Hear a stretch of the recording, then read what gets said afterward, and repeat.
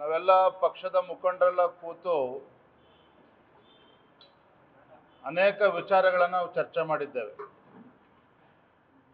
ವಿಶೇಷವಾಗಿ ರಾಜ್ಯ ಸರ್ಕಾರ ಬೆಲೆ ಏರಿಕೆಯ ಗ್ಯಾರಂಟಿಯನ್ನು ನೀಡಿದ್ದಾರೆ.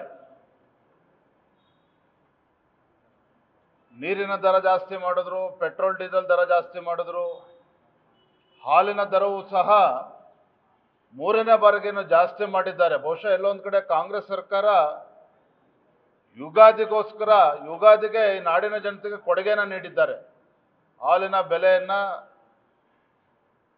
ದರವನ್ನು ಜಾಸ್ತಿ ಮಾಡೋ ಮೂಲಕ. ಹಾಗಾಗಿ ಈ ಒಂದು ಬೆಲೆ ಏರಿಕೆ ಸರ್ಕಾರದ ವಿರುದ್ಧ ಜನಾಂದೋಲನವನ್ನು ಮಾಡಬೇಕು, ಜನರಲ್ಲಿ ಜಾಗೃತಿಯನ್ನು ಮೂಡಿಸಬೇಕು. ಈ ಬೆಲೆ ಏರಿಕೆಯ ಕಾಂಗ್ರೆಸ್ ಸರ್ಕಾರದ ವಿರುದ್ಧ ಹೋರಾಟವನ್ನು ಮಾಡಬೇಕು ಅಂತೇಳಿ ನಾವೆಲ್ಲರೂ ಕೂಡ ತೀರ್ಮಾನ ಮಾಡಿದ್ದೇವೆ. ಹಾಗಾಗಿ ಏಪ್ರಿಲ್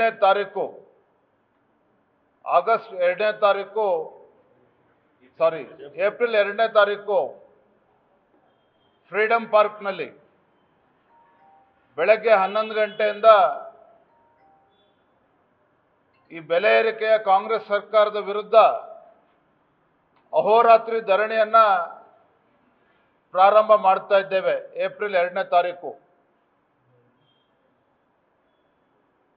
ನಮ್ಮೆಲ್ಲ ಭಾಜಪದ ಎಲ್ಲ ನಮ್ಮ ಶಾಸಕರುಗಳು, ವಿಧಾನ ಪರಿಷತ್ ಸದಸ್ಯರು, ಮಾಜಿ ಶಾಸಕರು, ಚುನಾವಣೆಯಲ್ಲಿ ಸ್ಪರ್ಧೆ ಮಾಡಿರ್ತಕ್ಕಂಥವ್ರು, ವಿಧಾನಸಭಾ ಚುನಾವಣೆ ಸ್ಪರ್ಧೆ ಮಾಡಿರ್ತಕ್ಕಂಥವ್ರು, ನಮ್ಮೆಲ್ಲ ಜಿಲ್ಲಾ ಅಧ್ಯಕ್ಷರು, ರಾಜ್ಯದ ಎಲ್ಲ ಪದಾಧಿಕಾರಿಗಳು ಎಲ್ಲರೂ ಸಹ ಈ ಒಂದು ಅಹೋರಾತ್ರಿ ಧರಣಿ, ಏಪ್ರಿಲ್ 2ನೇ ತಾರೀಕು ಪ್ರಾರಂಭ ಆಗ್ತಕ್ಕಂಥ ಅಹೋರಾತ್ರಿ ಧರಣಿಯಲ್ಲಿ ಭಾಗವಹಿಸಲಿದ್ದಾರೆ.